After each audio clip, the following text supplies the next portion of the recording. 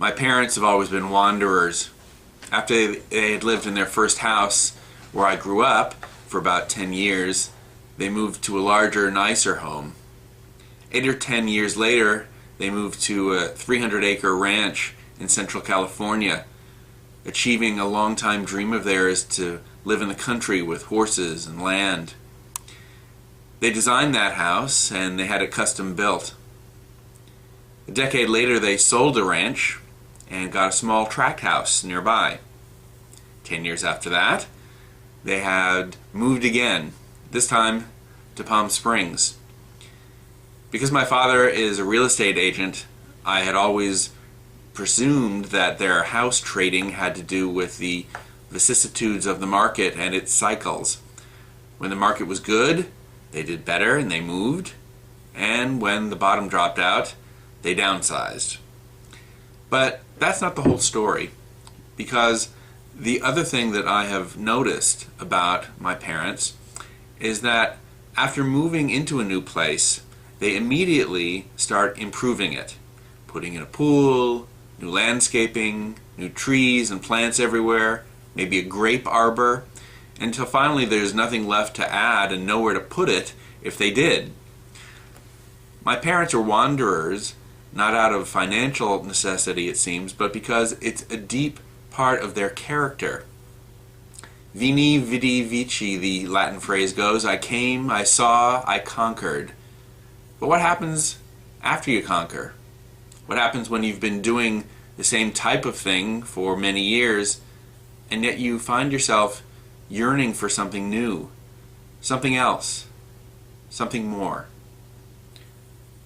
Not everyone has those feelings of wanderlust. Some people are perfectly happy remaining just where they are. As someone who's moved a number of times over the years, I am always shocked and a little bit awed by how many people I meet who have stayed in the same community and sometimes even in the same house for 30, 40, or 50 years. I ask myself, what's wrong with me that I haven't been able to do that?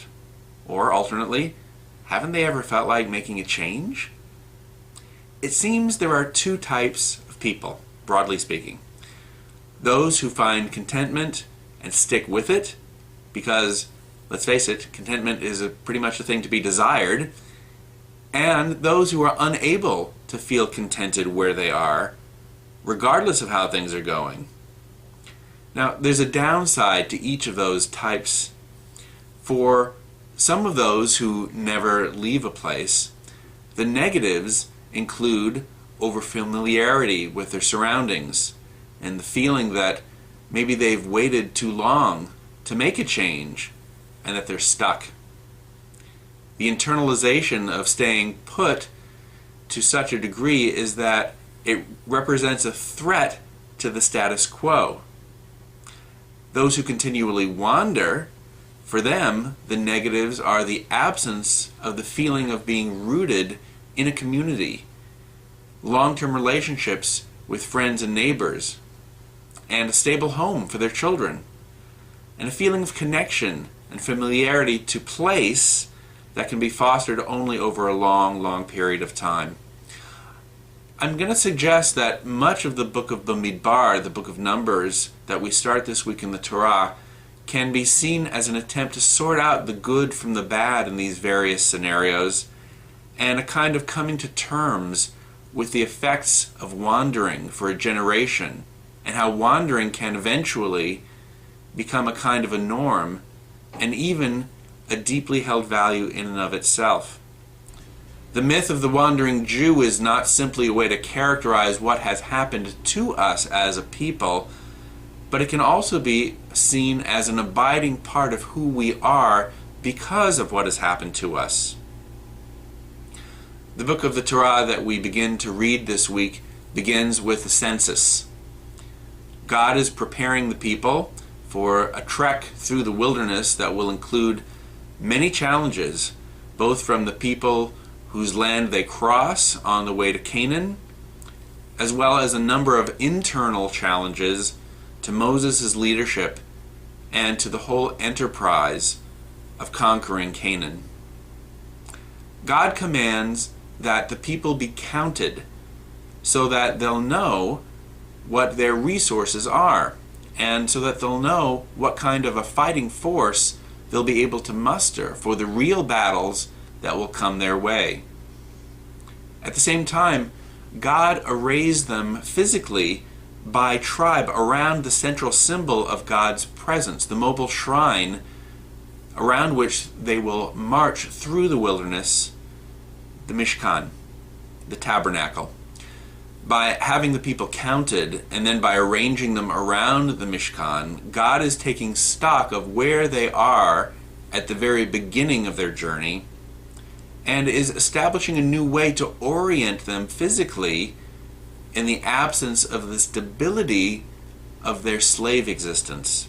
Slavery, of course, was no picnic, but it was predictable and therefore psychologically safe.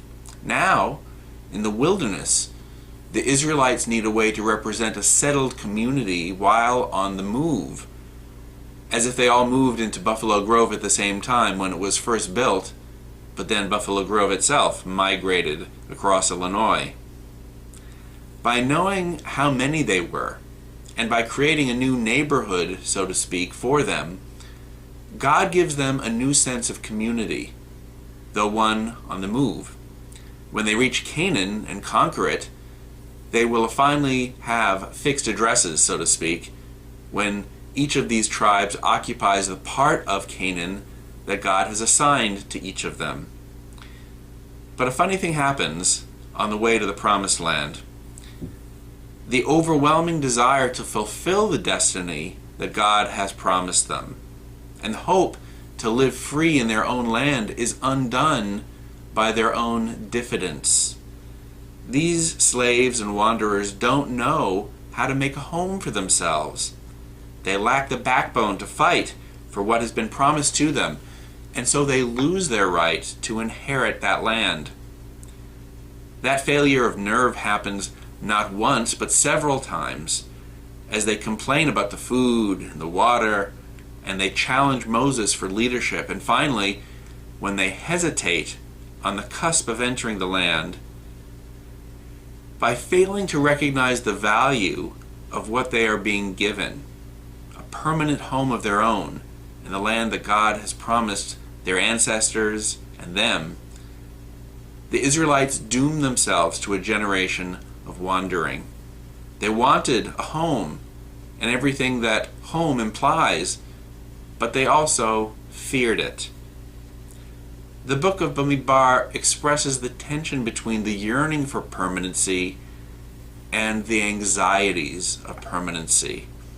Eventually, of course, their children will conquer the land and confederate the tribes into a nation under King David and establish a continuous presence in Israel for over 1,000 years.